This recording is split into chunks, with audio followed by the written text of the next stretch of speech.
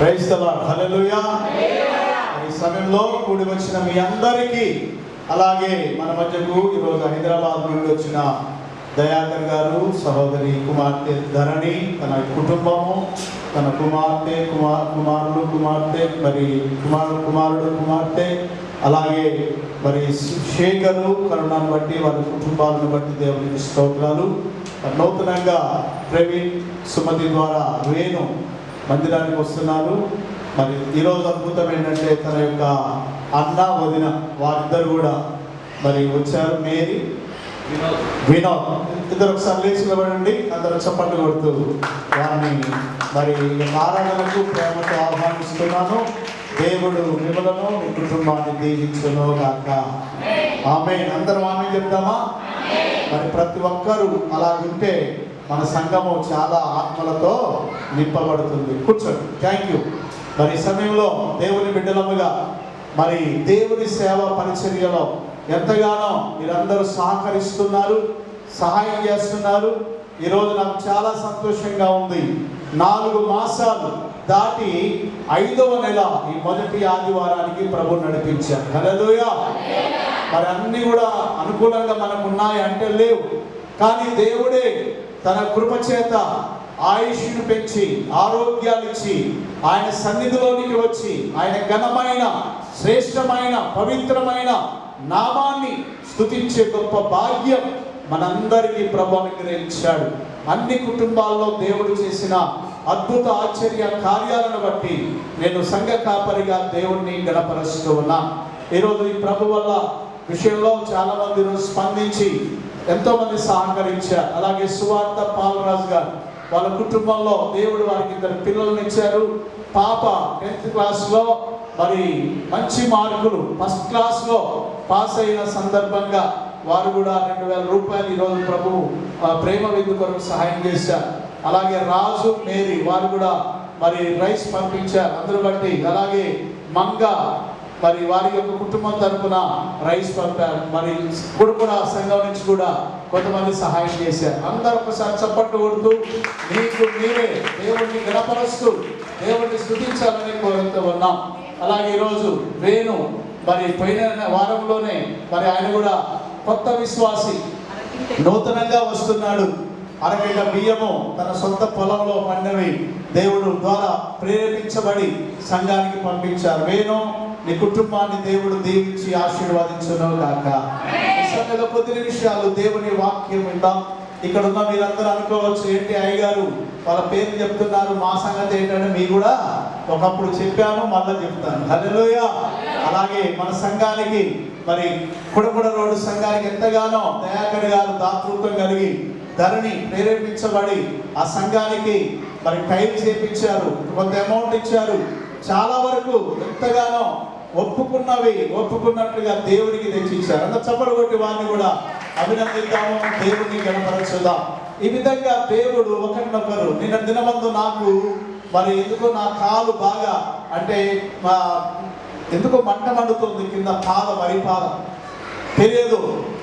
ప్రభువా, నేను ఈరోజు ఆదివారం లేవాలా, నీ మందిరాలలో వాక్యం చెప్పాలా, సాక్షిగా నిలబడాలా అని ప్రార్థిస్తూ అలాగే వాళ్ళ కొంచెం రిలాక్స్ అయ్యి పడుకున్నా. ఆ టైంలో మేరీ అనుకోకుండా ఇంటికి వస్తే మరి ఎవరో చెప్పారు, అయ్యగారికి పాదాలు ఎందుకో మంట మండుతున్నాయంటే వెంటనే ఆ బిడ్డ వెళ్ళి ఇంకా యొక్క బోర్లా ఉంటుంది కదా, అది తీసుకొస్తే కొంచెం కూల్ అయిపోయింది అయ్యగారు అని నిజంగా వచ్చి అది పాదాలు పట్టుకొని నాకైతే దుఃఖము, బాధ. ఒక ఆత్మీయ బిడ్డగా ఎక్కడికన్నా వెళ్తే మరి ప్రవీణ్ కూడా ఇక్కడ ఉన్న చాలామంది ఎంతగానో మీరు సహాయం చేస్తారు. మరి దేవుని బిడ్డలుగా ఇప్పటి వరకు సహాయపడుతున్నారు. చిన్న అనారోగ్యం వస్తే మా పిల్లలతో పాటు వాళ్ళు కూడా మా పిల్లలే కనుక ఎంతో స్పందించి ప్రార్థించి సహకరిస్తూ సహాయపడుతూ దేవుని సన్నిధిలో వారి ప్రేమను కనపరుస్తున్నందుకు నేను దేవుని కనపరుస్తున్నాను. హల్లెలూయా. దేవుని బిడ్డలారా, ఇక ఇలాగనే దేవుని సన్నిధిలో జీవితాంతం మరి మన సంఘము, సంఘ పరిచర్యలు సాగిపోయే విధంగా మీరందరూ కూడా ప్రార్థించాలా. నూతనంగా ప్రసాద్ తన దంపతులు, వారి కుటుంబం, అలాగే మధు మరి వారి కేసారం నుండి వాళ్ళ 3 కుటుంబం సభ్యులందరూ కూడా వస్తున్నారు. మరి నూతనంగా గుడగుడలో కూడా చాలా మంది ఇప్పుడు కొత్త వారు కూడా మన మందిరానికి వస్తూ ఉన్నారు. దేవుని బిడ్డలారా, ఈ సంఘం ఇలా వర్ధిల్లేటట్లుగా ఎలాంటి ఆటంకాలు రాకుండా దేవుడే దీన్ని రాకడ వరకు కొనసాగించేటట్లు మీరందరూ ప్రార్థన చేయాలని ప్రభు నామములో నేను కోరుతూ ఉన్నాను. హల్లెలూయా. ఈరోజు చదువుకున్న సందర్భం దేవుని వాక్య ధ్యానంలోకి వెళ్ళిపోదాం. దేవుని బిడ్డలారా, దేవుని వాక్యంలో మనం చదువుకున్న మాట మరి ఒక్కోసారి ఇప్పుడు ఉన్న పరిస్థితులు, భారతదేశం పాకిస్తాన్కు ఒక యుద్ధం రాబోతుందని మనం వింటూ ఉన్నాం, చూస్తూ ఉన్నాం. ఒక భయం, ఆందోళన ఆంధ్ర తెలంగాణ రాష్ట్రాల్లో కూడా దాని ప్రభావం ఉంటుంది. చాలా జాగ్రత్తగా ఉండాలని హెచ్చరికలు ఎన్నో చేస్తూ ఇప్పటికే మన సూర్యాపేట ఎస్పీ గారు కూడా మరి ఎక్కడ ఎలాంటి సభలు కానీ ఎలాంటి మరి సమావేశాలు, ఎలాంటి పబ్లిక్ మీటింగ్స్ పెట్టొద్దని వారు ఇప్పటికే పబ్లిసిటీ చేశారు. ఇది రాష్ట్రం అంతా కూడా చేస్తున్నారు. ఎందుకంటే అపాయకరమైన పరిస్థితులు వచ్చాయి. ఎప్పుడు ఏది సంభవిస్తుందో మనకి తెలియదు కనుక ఈ సమయంలో దేవుడి కృప చేత మరి కాపాడుకుంటూ వస్తున్నాడు. మన సంఘంలో సుదర్శన్ గారు మీ అందరికి తెలుసు, పోయిన ఆదివారం కూడా ప్రార్థన చేశాం. హాస్పిటల్లో చావు బతుకుల మధ్యలో ఉన్నాడు. ఇక నేను చనిపోతాడేమో అనుకున్నా, దేవుడు మనందరి ప్రార్థన విన్నాడు, స్వస్థపరిచాడు. అందరూ ఒకసారి దేవుడికి స్తోత్రాలు చెప్తామని నేను ఇంటికి తీసుకొచ్చాను. చాలా సంతోషం అనిపించింది. మేము నిన్న పోయిన వారం శుక్రవారం ఆన్లైన్ ప్రేయర్లో కూడా ప్రార్థన చేశాం. మీ అందరి కొరకు జ్ఞాపకం చేసుకొని ప్రార్థన చేస్తూ ఉన్నాం. ఇంకా ఈ సంఘం పరిచర్య దేవుడి సన్నిధిలో విస్తరించబడినట్లుగా మనందరం కూడా ప్రార్థన పూర్వకంగా ఉండాలని నేను కోరుతూ ఉన్నాం. భయంకరమైన ఎండలు, దేవుడు కొంచెం వాతావరణం చల్లబరిచాడు. మరి ఇంకా రానున్న రోజుల్లో దేవుని పరిచర్యలో ఈ సంఘంలో మీరు ఒక పాత్రలుగా వాడబడాలని, ఈ చిన్న సంఘాన్ని ప్రేమించి మళ్ళా ప్రేమించి కొంతమంది ఉద్యోగస్తులైన బిడ్డలు, సలోమి గారు వాళ్ళ కుటుంబం అయితేమి, అలాగే సుకీర్తి వాళ్ళ కుటుంబం, ఇంకా చాలా మంది యాడ్ అయ్యి దేవుని సన్నిధిలో మమ్మల్ని ప్రోత్సహిస్తున్నారు. అందరూ బట్టి కూడా దేవుణ్ణి గణపరుస్తూ ఉన్నాం. ఇప్పుడు చదువుకున్న వాక్యంలో చాలా అద్భుతమైన మాటలు రాయబడి ఉన్నాయి. 7వ వచనం చదువుకుందాం. ఒకని ప్రవర్తన యెహోవాకు ప్రీతికరమగునప్పుడు ఆయన వారి శత్రువులను సహా వారికి మిత్రులుగా చేయును. అందరూ ఒకసారి దేవునికి స్తోత్రాలు చెప్దాం. ఒకని ప్రవర్తన యెహోవా దృష్టికి ఎలా ఉన్నారట? ప్రీతికరంగా, ప్రేమగా, లేక ఆయనకు అనుకూలంగా, యేసయ్యకు అనుకూలంగా మనము ఉంటే గనక దేవుని వాక్యము బోధిస్తూ ఉంది. ఇప్పుడు మనకు అనేక మంది శత్రువులు మన వెంటాడి తరుముతూ ఉంటారు. 10,000 మంది దండెత్తి మీ మీదికి వచ్చిన అపాయము నీ యొద్దకు రాదు. ఎంతమంది అంట? అందరూ చెప్పండి, ఎంతమంది అంట? 10,000 మంది. హల్లెలూయా. దండెత్తి నీ మీదికి వచ్చినప్పుడు అపాయము నీ యొద్దకు రాదు. కారణం, దేవుని బిడ్డలారా, మనందరము మన యొక్క దేవుని సన్నిధిలో మన పాప శాపములను వదిలిపెట్టి యేసయ్య బిడ్డలముగా, తనకు కుమారులముగా, కుమార్తెలుగా మారము గనుక దేవుని వాక్యం చెబుతూ ఉంది. యెహోవా నిజంగా ఒకరి ప్రవర్తన యెహోవాకు ప్రీతికరమగునప్పుడు అప్పుడంట మన శత్రువులు మనకి ఏమైపోతారు? మిత్రులుగా. అందరూ దేవునికి స్తోత్రాలు చెప్దాం. శత్రువే ఒక మిత్రుడు అయిపోతాడంట. నిన్ను బాధించేవాడే ఒక సోదరుడిగా మారిపోతాడు. దేవుని బిడ్డలారా, ఇక్కడ కూర్చున్న ప్రతి ఒక్కరికి కూడా మనం అనుకుంటాం మాకెవరు శత్రువులు లేరు, మేము బాగునే ఉన్నాం అనుకుంటాం. కానీ కనబడని శత్రువు సాతానుడు గర్జించు సింహం వలె నిన్ను నన్ను మృంగివేయాలని చాలా ప్రయత్నాలు చేస్తూ మనల్ని ఇబ్బంది పెడుతూ ఉంటాడు. మనకు సమస్యలు తెచ్చి పెడుతూ ఉంటాడు. మనకు మరి ఎన్నో రకాలైన ఇబ్బందులకు గురి చేస్తూ ఉంటాడు. ఆ సమయంలో నిజంగా ఏశావు యాకోబు గురించి మనం గ్రహిస్తే, యాకోబు అయితే దేవుని బిడ్డగా దేవుని మీద ఆధారపడ్డాడు. ఏశావు తనను చంపడానికి లేక ఏశావు తనని ఇబ్బంది పెట్టడానికి వస్తున్నాడు అనే మాట వినగానే యాకోబు చేసిన పని ఒకటే, దేవునికి ప్రార్థన చేశాడు. హల్లెలూయా. అందుకే దేవుని బిడ్డలారా, మనందరికి తెలుసు యాకోబు ఏశావు గురించి. ఏశావు, యాకోబు ఇస్సాకు కుమారులు. అబ్రహాము కుమారుడు ఇస్సాకు, ఇస్సాకు కుమారులు 2 ఉన్నారు. వారి కవల పిల్లలు. ఏశావు, యాకోబు వీరిద్దరు కూడా తల్లిదండ్రుల దగ్గర పెరిగారు. తర్వాత పెద్దవాళ్ళు అయినాక ఈ యాకోబు ఏం చేశారంటే తన మేనమామ దగ్గరికి వెళ్ళిపోయాడు. తన మేనమామ దగ్గర తన కుమార్తెను చేసుకోవాలన్న ఆలోచనతో వెళ్ళిపోయారు. రాహేలు, లేయా. దేవుని బిడ్డలారా, మరి అక్కడ ఆ తండ్రి ఏం చేశాడంటే, ఆ తండ్రి చాలా తెలివిగలవాడు లాభం. ఆయన ఏం చేశాడు, కొద్దిగా రాహేలుకు అనారోగ్య పరిస్థితిని బట్టి ముందేమో యాకోబు చెల్లెని చూశాడు. చాలా అందంగా ఉంటుంది రాహేలు. దేవుని బిడ్డలారా, చాలా అందంగా కనబడగానే ఆమెను ఆకర్షించి ఆమెను ఆమె పెళ్లి చేసుకోవడానికి కొన్ని సంవత్సరాలు తన మామ ఇంట్లో పనిచేశాడు యాకోబు. ఆ యొక్క మామ ఏం చేశాడంటే, ఇలాగైతే బాగోలేదు, ముందు పెద్దదాన్ని పెళ్లి చేయాలా, చిన్నాము చేయొద్దని అనుకొని ఆ యొక్క పెద్దమ్మను లేయని తీసుకొచ్చి పెళ్లి చేశాడు. అనుకోకుండా అయిపోయింది. తర్వాత ఎంతో బాధపడ్డాడు. ఏంటి మామగారు, నేను చిన్నమ్మాయిని చేసుకోవడానికి వస్తే నువ్వు నన్ను మోసం చేసి ఈ పెద్దమ్మను నాకు కలిగించావు అని ఎంతో బాధపడ్డాడు, వేదన పడ్డాడు. మళ్ళన్నాడు యాకోబు, ఆ యొక్క లాభాన్ని అన్నాడు, యాకోబు నా చిన్న బిడ్డ కూడా నీకు కావాలంటే ఇంకా కొంతకాలం నా దగ్గర పని చేయి, కండిషన్ పెట్టి. పాపం ఆయన మీద మరి ఆయన రిబ్కా ఆ యొక్క రాహేల్ అంటే ఇష్టం కనుక ఆయన ఇంకా పని చేయడానికి మొదలుపెట్టి రాహేల్ కూడా వివాహము చేసుకున్నాడు. దేవుని బిడ్డలారా, వారికి నిజంగా దేవుని కృప చేత 12 ఇశ్రాయేలు గోత్రముల వారు యాకోబు నుండి వచ్చారు. అందరూ ఒకసారి దేవునికి స్తోత్రం చెప్తామండి. హల్లెలూయా. అయితే యాకోబు అక్కడ నుండి బాగా సంపాదించాడు.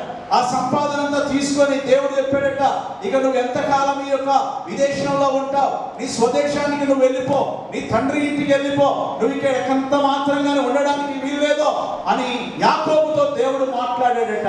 మాట్లాడితే వెంటనే మోటా ముల్లా చదువుకొని తనకున్న ఆస్తిపాస్తులన్నీ తీసుకొని యాకోబు ప్రయాణమై వస్తున్నాడు. కానీ యాకోబుకు ఒక భయం ఉంది. నాకు ఒక శత్రువు ఉన్నాడు, నా అన్నయ్య ఒక శత్రువు, వాడిని జయించాలంటే నాకు శక్తి చాలదని ముందుగా ఆయన ఒక మరి వ్యక్తిని పంపిస్తాడు యాకోబు దగ్గరికి.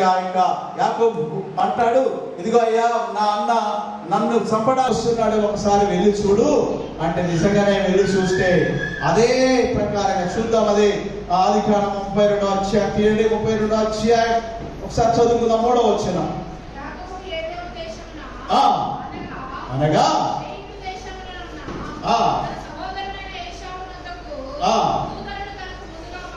పంపి చూడండి, ఒక శత్రువుని ఏమంటున్నాడు, నా ప్రభు అయిన ఏశావు. అన్నకు భయపడి నన్ను ఎక్కడ చంపేస్తాడో ముందుగానే దేవుని బిడ్డలారా, తన శత్రువు విషయంలో ఎంత జాగ్రత్త కలిగి ఉన్నాడో. చాలా వరకు మనము మన శత్రువులను చాలా కోపంతో మాట్లాడతాం, దూషిస్తాం, ఇంకేదో చేస్తాం. కానీ ఈ యొక్క యాకోబు అయితే ఏశావు విషయంలో ఏశావు హాని చేయడానికి, ఏశావు హాని కలిగించడానికి వస్తున్నాడని విని కూడా ఏమంటున్నాడు, నా ప్రభు అయిన ఏశావు. హల్లెలూయా. ఎందుకంటే సొంత అన్నయ్య, సొంత తనకంటే ముందుగా పుట్టినవాడు గనుక లోపల మా యొక్క ప్రేమ మమకారం ఉంది. దేవుని బిడ్డలారా, ఇక్కడ కూర్చున్న మనం కూడా మన శత్రువుల విషయంలో, అందుకే ప్రభు అంటాడు, నా శత్రువుల ఎదుట నీవు నాకు భోజనము సిద్ధపరి. కీర్తనకాడు, నా శత్రువుల ఎదుట. మనకు ఎంతో మంది శత్రువుల ఎదుట దేవుడు మనకు ఆహారం ఇస్తున్నాడు, వస్త్రం ఇస్తున్నాడు, వసతి ఇస్తున్నాడు, ఆయుష్ పెంచుతున్నాడు, ఆరోగ్యం ఇస్తున్నాడు, మన బిడ్డలను దీవిస్తున్నాడు, మన కుటుంబాలు ఆశీర్వదిస్తున్నాడు. శత్రువుల ఎదుటనే మనము దినదినము దేవుడు ఎదిగే భాగ్యం ఇచ్చాడు. హల్లెలూయా. అందుకే మనము శత్రువును చూసి భయపడవలసిన అవసరము లేదు. యాకోబు ఎంత మరి దేవునికి విధేయత కలిగిన వాడు చూడండి. దేవుని బిడ్డలారా, అదే వచనంలో కింది వచనం కూడా చదువుకుందాం దయచేసి. మరి 7వ వచనం చదవండి. యాకోబు మిక్కిలి భయపడి తొందరపడి. ప్రియమైన దేవుని బిడ్డలారా, యాకోబు మిక్కిలి ఏమైపోయాడట? ఈ వార్త వినగానే నీ అన్న కొంతమందిని తీసుకొని దండెత్తి నీ మీదికి వస్తున్నాడు, నిన్ను చంపడానికి వస్తున్నాడనే శబ్దం వినగానే హల్లెలూయా, యాకోబు హృదయం ఏమైందండి? భయం జ్వరపడింది. ఇక కోలుకోలేకపోతున్నాడు, ఆ భయం నుంచి బయటికి రాలేకపోతున్నాడు. దేవుని బిడ్డలారా, ఈ సమయంలో నీవు నేను రోజుకి ఎన్నో శబ్దాలు వింటున్నాం. సాతాను రకరకాలైన మాటల చేత, సాతాను అనేక నిందలు అవమానాల చేత, సాతానుడు రకరకాలైన బాధల చేత మన హృదయాన్ని కూడా ఒక్కోసారి ఏం చేస్తాడు? భయపెట్టిస్తూ ఉంటాడు. అంతా చెప్పండి, ఏం చేస్తుంటాడు? భయం. భయం. ఎలాగో బ్రతకాలా, ఈ సమస్యలన్నీ ఎలాగో తీరుతాయి, ఈ ఇబ్బందులన్నీ ఎలాగో తొలగిపోతాయి, ఈ శరీరంలోనికి వచ్చిన జబ్బు ఎలాగో పోతుంది, ఈ సమస్య ఎలాగో తీరుతుంది, ఈ కోరిక ఎలాగో తీరుతుందని మనం కూడా ఒకసారి భయము, ఆందోళన, కలవరపడుతుంటాం. దేవుని బిడ్డలారా, ఈ సమయంలో నీవు కూడా ఏ శబ్దం వింటున్నావో, ప్రతిరోజు నువ్వు వినకూడని ఏ శబ్దం వింటున్నావో, ఏ దుష్టుడు నిన్ను నన్ను వేధించి శోధించి వెంటాడి తరుముతున్నాడో, అవి విన్నప్పుడు మనం భయపడవలసిన అవసరము లేదో. యాకోబు భయపడి తొందరపడి అతడు అతము చేసిన ఎడల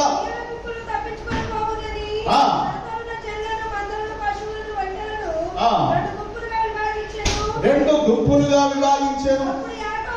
అప్పుడు యాకోబు, చూడండి యాకోబు చేస్తున్న పని. దేవుని బిడ్డలారా, ఏదైనా భయంకరమైన వార్త మనం వినినప్పుడు, ఏదైనా జరగకూడని శబ్దం వినినప్పుడు, వినకూడని మాట వినినప్పుడు, ప్రమాదం వస్తుందని వినినప్పుడు, ఆపద వస్తుందని వినినప్పుడు, ఏదైనా అనారోగ్యం అనే సింటమ్ లక్షణాలు కనబడుతున్నప్పుడు, మన శరీరంలో ఉన్నటువంటి అవయవాలన్నీ ఒకేసారి ఒలిగిపోతాయి.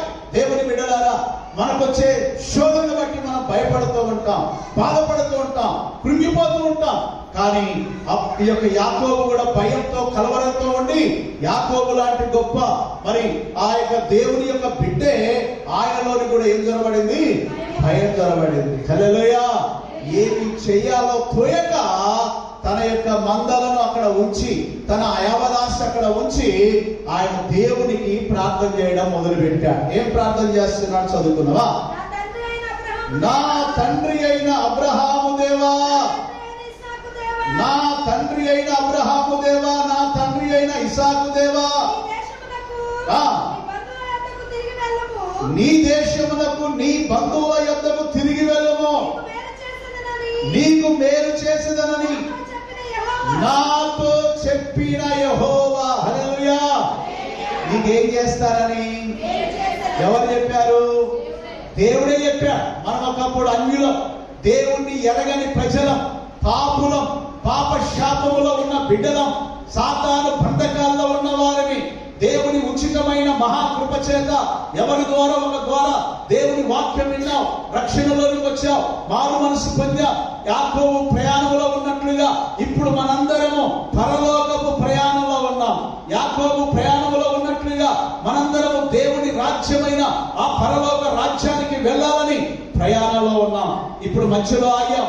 దేవుని బిడ్డలారా, ఈ మధ్యలో నీకు దేవుడిచ్చిన యావదాస్తి, నీ ఆత్మీయత, నీ పరిశుద్ధత, నీ పవిత్రత, నీ సంపాదన అంతటి మీద దుష్టుడు కన్ను వేసి దానిని నీ నుండి తీసివేయడానికి, నీ నుండి తొలగించడానికి, నీ యొక్క యావదాస్తిని కొల్లగొట్టడానికి ఎన్నో రకాలుగా దుష్టుడు ఏశావు వలె, ఏశావు యాకోబును వెంటాడుతున్నట్లుగా సమస్యల వలయంలో మనం పడి ఉన్నాం. సమస్యలు మనం వెంటాడి తరుముతున్నాయి. ఇవి వచ్చినప్పుడు మనం బాధపడుతూ యాకోబు వలె భయపడతాం. కానీ అదే యాకోబు ఏం చేస్తున్నాడు తెలుసా?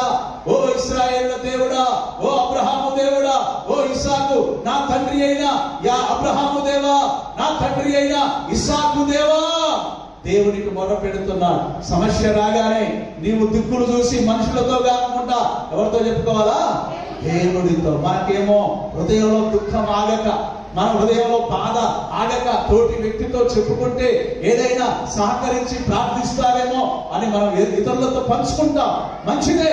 కానీ ఈ యొక్క యాకోబు అయితే మోకాళ్ళ మీద ఉండి, అబ్రహాము దేవుడా, ఇస్సాకు దేవుడా, ఇదిగో నాయన నువ్వే చెప్పావు కదా ప్రభువా, ఇక్కడి నుంచి నన్ను బయలుదేరమన్నావు కదా, ఈ యొక్క లాభాలు ఇంటి నుంచి బయలుదేరమన్నావు కదా, ఈ సంపాదన నీకు అవసరం లేదు, నువ్వు వెళ్ళయ్యా నీ ఇంటికి అన్నావు కదా, అందుకే నేను మధ్య దారిలో ఉన్నానయ్యా. ఈ దారిలో నేను ఇంటింటికి వెళ్ళక ముందే నాకు నా ఎదురుగా నా అన్న లేక ఏశావు అనేవాడు నన్ను వెంటాడి తరుగుతున్నాడయ్యా. ఎందుకంటే చిన్నప్పుడు నాకు ఆయనకు మధ్యలో జరిగిన ఇబ్బందిని బట్టి నేను పారిపోయి ఇదిగో ఇక్కడ లాభం దగ్గరికి వచ్చాను, మళ్ళీ నా ఇంటికి వెళ్తున్నానయ్యా. అదే శత్రుత్వము, అదే కోపము నా అన్నలో ఉండకుండా సహాయము చెయ్యయ్యా. హల్లెలూయా. దేవుని బిడ్డలారా, ఆ విధంగా యాకోబు దేవుని సన్నిధిలో ప్రార్థిస్తూ ఉన్నాడు. మీకు తెలుసు యాకోబు ఏశావు చరిత్ర. వాళ్ళు చిన్నప్పుడే యాకోబు ఏశావులు ఇద్దరు కూడా నిజంగా మరి ఆ చిన్న చిక్కుడుగా కూర కాడ జ్యేష్ఠత్వపు హక్కును ఏశావు యాకోబుకి ఏం చేశాడు? ఆమె కొట్టిన అన్నాడట. అన్న తినముందయింది. తల్లేమో చిన్న కొడుకును బాగా చూస్తుంది, తండ్రికి ఏమో పెద్ద కొడుకు అంటే ఇష్టము. వాళ్ళిద్దరి ప్రేమలో కొంచెం కూర వారికి ఎక్కువేసింది యాకోబుకి ఎక్కువ వేస్తే ఏశావు వచ్చి ఆయనకి సరిపోక ఇంకేమంటున్నాడు? నాకు కొద్దిగా కూర. తెలుగులోడు యాకోబు ఏం చేశాడు? ఒట్టిరే పుణ్యానికి ఇస్తానా? నువ్వు పెద్దోడివి, నేను చిన్నోడు, కనుక నువ్వేం చేయాలి? ఇప్పుడు నేను పెద్దోడు అయిపోవాలా, నువ్వు గింతేనారా అనుకున్నాడు. హల్లెలూయా. ఇంతేనా? ఎంత చిన్నది అనుకొని ఆ చిక్కుడుగాయల కూరను యాకోబుకు ఇచ్చేసాడు. అలాగే ఏశావుతో తండ్రి చెప్తున్నాడు, అరే నాకు మంచి మాంసం కావాలా, తినబుద్ధి అవుతుందిరా అయ్యా రా అని ఏశావుని పిలిచి చెప్తుంటే తల్లి కిటికీలో నుంచి వెళ్ళదంట. రిబ్కా విని వెంటనే యాకోబును, అరే నీకు రావాల్సిన దీవెనలన్నీ మీ అన్న తీసుకొని పోతాడేమో, కనుక నువ్వు వెళ్ళి నేను మీ డాడీకి అన్ని సిద్ధం చేస్తాను, ఏశావు రాకముందే నువ్వే మొదటగా తీసుకెళ్ళి మీ డాడీకి ఇవ్వంటే, నాకు తెలుసు ఏశావు యొక్క ఆ యొక్క చర్మం అంట ఒంటె రోమములు కదా వెంట్రుకలతో ఉన్నది. ఆయనకు తెలుసు ఎవరనేది తెలుసు. ఆ సందర్భం అయితే ఎంత బాధ అనిపిస్తుందో. దేవుని బిడ్డలారా, యాకోబు వెళ్ళి ఆ యొక్క తండ్రి దీవెన పొందుకున్నారు. ఆలస్యంగా వచ్చి ఏశావు గుండె బాదుకుంటున్నాడు. తండ్రి ఎందుకు ఇలా చేశావు? యాకోబు నా యొక్క జ్యేష్ఠత్వపు హక్కును తీసుకున్నాడు, నా యొక్క ఆశీర్వాదం తీసుకున్నాడని. అప్పటి నుంచి వాళ్ళిద్దరి అన్నదమ్ములకు ఏం కలిగింది? వైరం కలిగింది, గొడవ కలిగింది. అప్పుడు పారిపోయినటువంటి యాకోబు తిరిగి వస్తూ అదే కోపంతో నా అన్న ఉన్నాడేమో, నన్ను చంపేస్తాడేమో అనే భయంతో తను సంపాదించిందంతా తీసుకొచ్చి ఏశావుకు, ఇదిగో అయ్యా ఇది తీసుకో, నీకు కావాల్సింది ఇదే కదా, ఇది తీసుకో, నేను కానుకగా ఇస్తున్నాను, నా కష్టాలతో నీకు ఇస్తున్నానని ఆ విధంగా దేవునికి మొరపెడుతూ ఉన్నాడు. చూడండి, చదువుకుందాం. ఆ చదవండి మా మాట. నీవు నీ సేవకుడికి చేసిన సమస్తమైన ఉపకారములు. హల్లెలూయా. దేవుడు తన బిడ్డలకు ఏం చేస్తాడు? అందరూ చెప్పండమ్మా. దేవుడు తన పిల్లలకు ఏం చేస్తాడు? ఇప్పుడు మనందరికి ఏం చేశాడు? ఉపకారం. మన దయాకి చెప్తున్నాడు, అయ్యగారు నేను ఒక ఉద్యోగం మీదనే ఆధారపడలేదయ్యా, నేను సైడ్ ఒక బిజినెస్ ప్రారంభం చేశాను, కన్స్ట్రక్షన్ వర్క్ చేస్తున్నాను, నలుగురిలో పెద్ద వర్క్ రాబోతుంది, ఇంకా అక్కడెక్కడ బిల్డింగ్స్ నేను మరి కాంట్రాక్ట్ తీసుకుంటున్నాను, నేను ఒట్టిగా కూర్చోవట్లే, ఇంకా ఈ 10 సంవత్సరాలే నాకున్న ఆయుష్ ఉంది. అంటే ఆయుష్ అంటే నాకు దేవుడు ఇచ్చిన ఆయుష్, అలాగే ఇంకా కొంతకాలం నేను పనిచేసే శక్తి ఉంటుంది. కనుక నేను నా బిడ్డల కొరకు, నా కుమారుడి కొరకు, నా భార్య కొరకు, నా పిల్లల కొరకు ఏదో ఒకటి చేయాలని నేను సైడ్ ఒక బిజినెస్ ప్రారంభం చేశాను. నాకు ఉద్యోగం ఉంది కదా అని అలాగే కూర్చోట్లే, డ్యూటీ చేసుకుంటున్నాను, మళ్ళీ వెళ్ళి వేరే పని కూడా చేస్తున్నాను. ఎందుకంటే ఈ 10 సంవత్సరాల్లో గనక నేను కష్టపడకపోతే, ఈ 10 సంవత్సరాల్లో గనక నాకు బలం ఉన్నప్పుడే, నాకు శక్తి ఉన్నప్పుడే నేను చేసుకోకపోతే తర్వాత నా పిల్లలకు ఉన్న పరిస్థితి వేరే రకంగా మారిపోతుంది. అందుకే నేను ఈ పని చేసుకుంటున్నాను. హల్లెలూయా. దేవుని బిడ్డలారా, ఇక్కడ కూర్చున్న ప్రతి ఒక్కరు కూడా యాకోబు ఆ విధంగా సంపాదించుకొని వచ్చాడు. అది ఎక్కడ ఏశావు చేతిలోనికి పూర్తిగా పోతుందేమో అని దేవునికి ప్రార్థన చేస్తున్నాడు. అబ్రహాము దేవుడా, ఇసాకు దేవుడా. తర్వాత చదవండి. దేవుడు ఉపకారాలు చేసేవాడు, సమస్త సత్యమునకు అపాత్రుడను. హల్లెలూయా. నేను సత్యానికి అపాత్ర, నేను నాకు ఎన్నిక లేదు ప్రభువా. ఈరోజు నేను ఇక్కడ నిలబడి చెప్తున్నా, నేను కూడా అపాత్రుడను, ఎన్నిక లేని వాడిని. కానీ దేవుడే ఎన్నుకొని నిలబడి 4 మాటలు ప్రభు వాక్యం మీకు బోధించే భాగ్యం దేవుడు నాకు అనుగ్రహించాడు. హల్లెలూయా. ఈరోజు ఇక్కడ కూర్చున్న మీ అందరికీ అలాగా అనుగ్రహించాడు.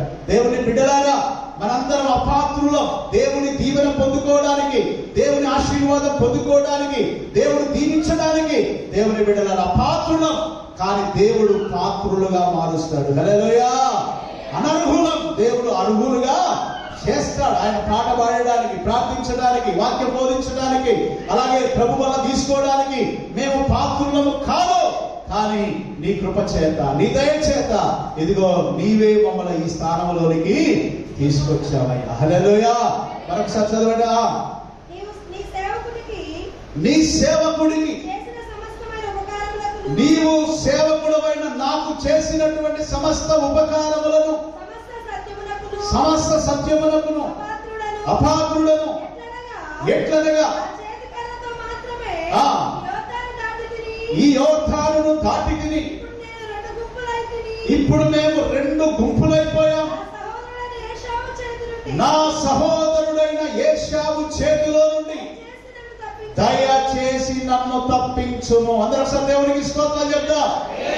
అప్పుడు యాకోబు ఆ పదాలు ఉపయోగించి ప్రార్థన చేశారు. ఇప్పుడున్నటువంటి మనం, ఇశ్రాయేలు ప్రజలకు సూచనగా ఉన్న మనం, దేవుని పిల్లలుగా ఉన్న మనం, పాప శాపంలో నుంచి విడిపించబడిన మనం కూడా ప్రభువా ఈ యొక్క ఏషియా అనగా సాతాను, దుష్టుడు, అపవిత్రుడు, లేక దురాత్మ, దయ్యము, చేతబడి, విషపు చూపుతో ఉన్న ఈ ప్రజల చేతిలో నుండి నన్ను తప్పించేసయ్యా. హల్లెలూయా.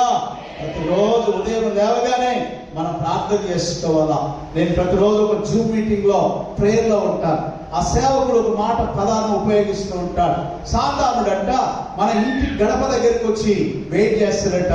ఈ కిటికీల నుండి మరి చూస్తాడట, ఎవరిని మృంగదునా, ఎవరికి ఏ రోగం కలగజేయాలా, ఎవరికి ఏ ఇబ్బంది కలగజేయాలని వాడు మన ఇంటి గడప దగ్గర వచ్చి తలుపు దగ్గర నిలబడతాడంట. ఆ తలుపు దగ్గర నిలబడి మన ఇంట్లోకి రావడానికి ప్రయత్నిస్తున్నప్పుడు అక్కడ చూస్తే యేసు రక్తం ఉంటుంది. హల్లెలూయా.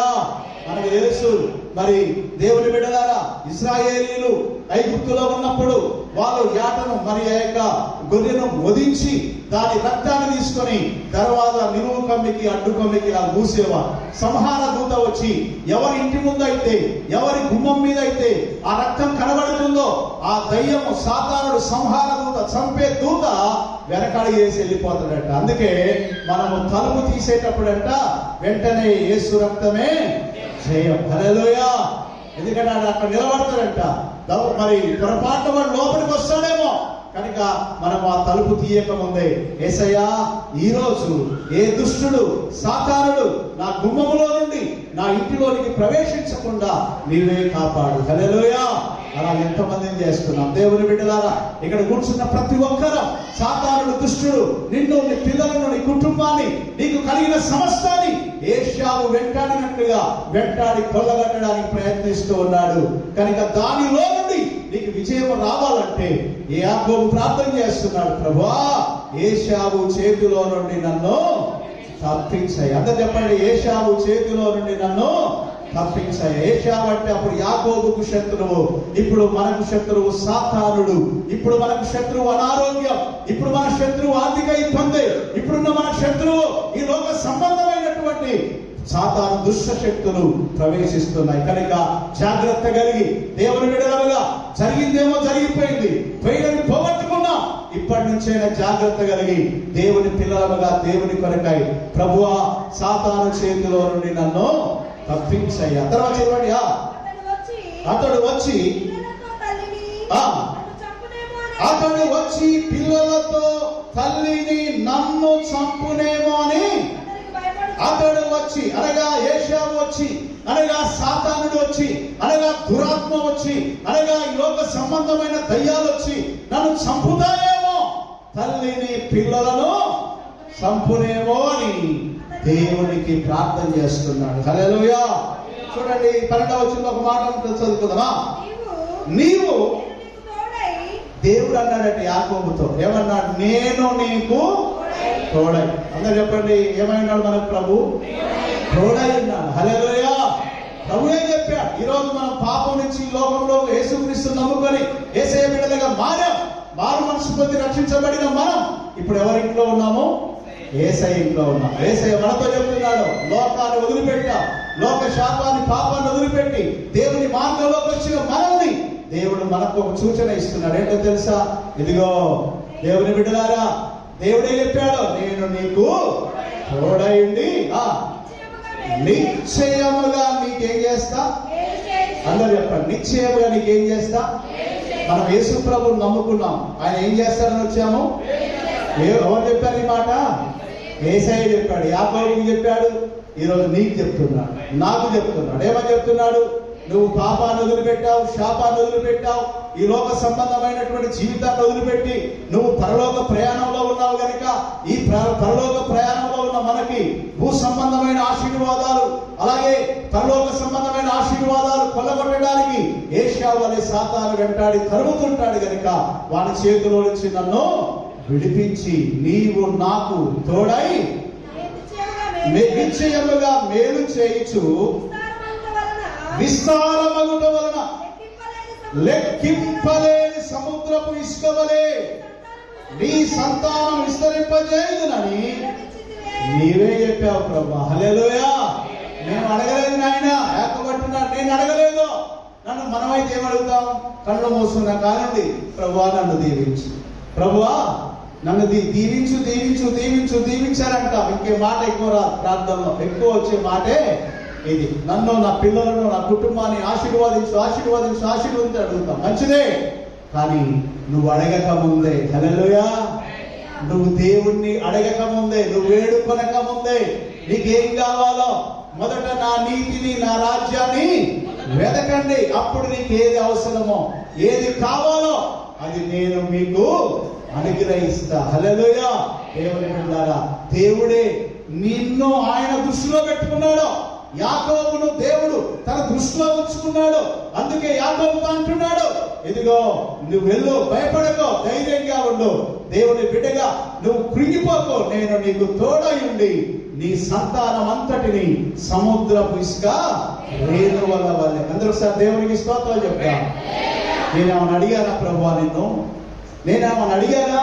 నువ్వే ఇచ్చావు నాకు, నీవే నాకు మేలు చేశావు, నీవే నన్ను దీవించావు, నీవే నాకు సమస్తాన్ని ఇచ్చావు. నీవే అన్నావు నీ యొక్క మామ ఇంటిని వదిలిపెట్టాయా, నీ సొంత ఇంటికి పోమన్నావు. అలాగే మన సొంత ఇల్లు పరలోకం. అందరూ ఒకసారి దేవునికి స్తోత్రాలు చెప్తామండి. మనం ఉన్నటువంటి భూమి స్థిరమైంది కాదు. ఏదో ఒక రోజున ఈ భూమిని ఏం చేయాలా? వదిలిపెట్టాలా. ఈ భూమి నుంచి సెలవు తీసుకోవాలా, పరలోకానికి వెళ్ళిపోవాలా. పరలోక ప్రయాణంలో ఉన్నాం, మార్గ మధ్యలో ఉన్నాం. దేవుని బిడ్డలారా, ఈ మార్గ మధ్యలో దేవుడు నీకు ఇచ్చిన ఆత్మీయత, దేవుడు నీకు ఇచ్చిన ఐశ్వర్యం, దేవుడు నీకు ఇచ్చిన ఆస్తి, దేవుడు నీకు ఇచ్చిన ఐశ్వర్యం, అది పోకుండా జాగ్రత్తగా నీ ఆత్మీయ జీవితాన్ని కాపాడుకోవాలా. హల్లెలూయా. దేవుని సంఘమైన మనందరం కూడా, ప్రభువా నీవే చెప్పావు కదా, నేను నీకు మేలు చేస్తాను, నీకు తోడుగా ఉంటాను, నిన్ను దీవిస్తానని నేను అడగక ముందే ఇవన్నీ ఇచ్చావు. ఇంకా నన్ను బలపరచయ్యా, నన్ను దీవించయ్యా, నువ్వు అన్న మాటే నెరవేర్చయ్యా, నాకు మేలు చేస్తానన్నావు, చెయ్యి ప్రభువా.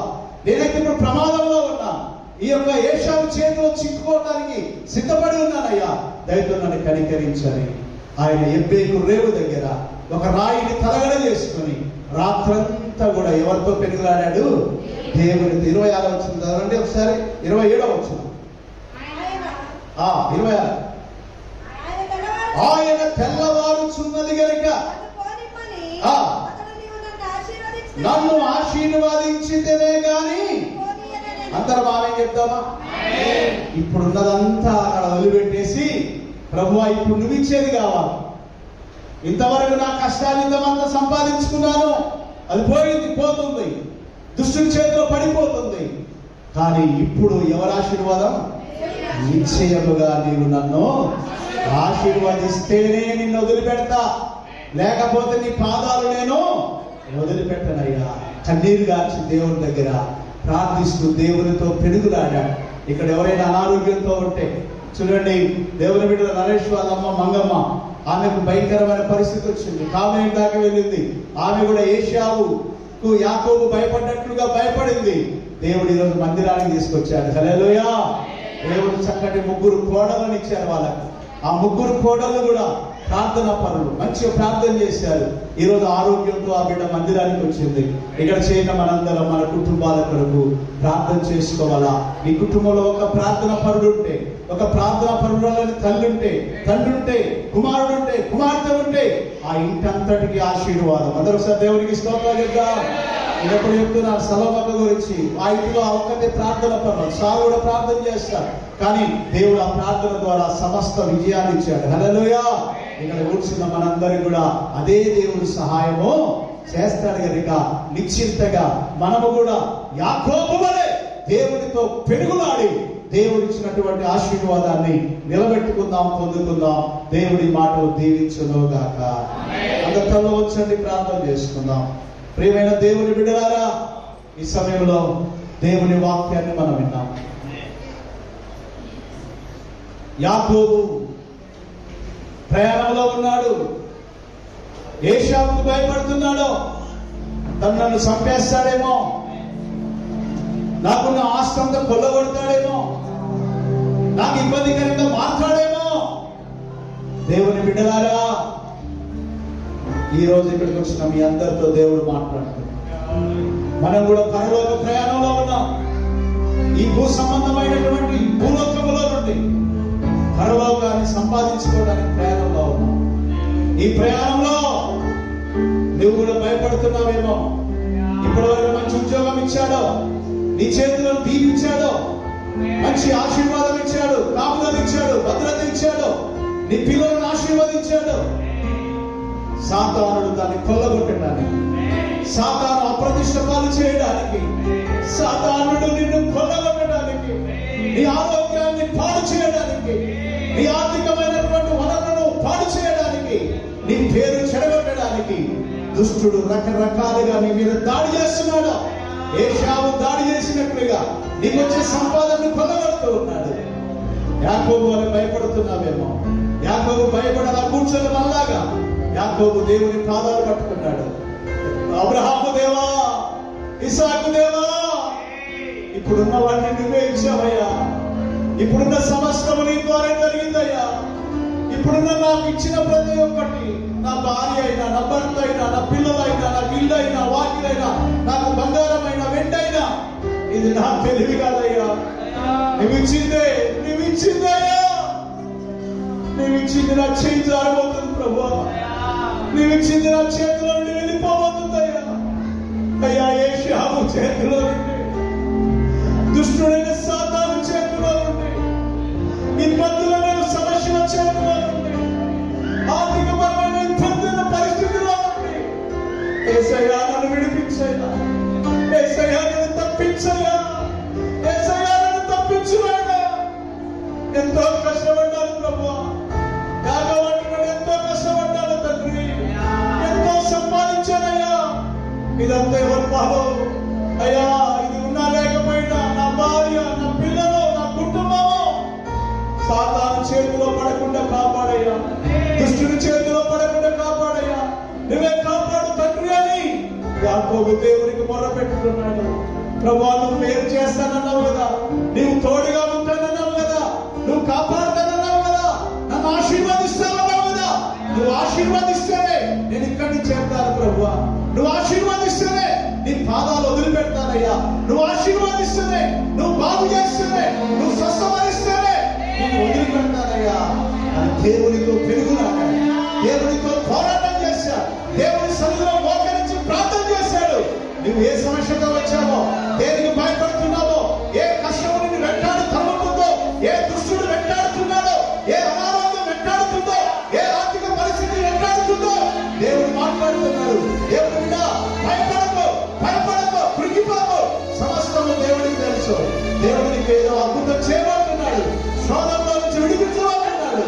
యేసయ్య దగ్గర పెరుగులాడాడు, పెరుగులాడాడు, పెరుగులాడాడు, ఆశీర్వదించబడ్డాడు. దేవుని బిడ్డలారా, భూ సంబంధమైన వాటి కంటే పర సంబంధమైన వాటి వైపు పరిగెత్తాడు. దేవుని ఆశీర్వాదం పొంది ప్రార్థన చేసుకుందాం.